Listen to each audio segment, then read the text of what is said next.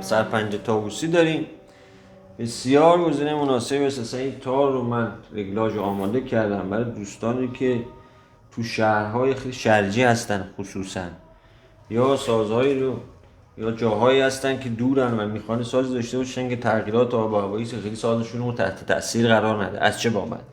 از بابت نوع تغییراتی که روی پوست دادیم ما، پرده هایی که غیر روده است و عمر این پرده ها زیاده بود که میدونید پرده های روده تو شهرهای شرجی و رطوبت خیلی عمرش کوتاه، خیلی کوتاه.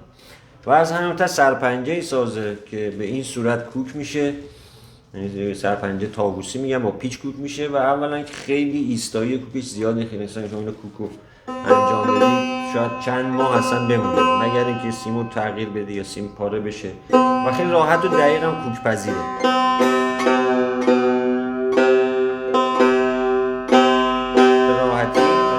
بالا ساز اکشن بسیار ایدئالی داره، مزرابخور خوب، چوب توت، دسته گردو، روی دسته همونطور که میبینی طرح بسیار زیبایی کار شده، استخوان و چوب ونگه و ساخته آقای لطفی میانه هست و مهر هست و کاملا ساز رو رگلاژ کردیم، خرک، پوست، پرده، سیم همه سنگیری عالی.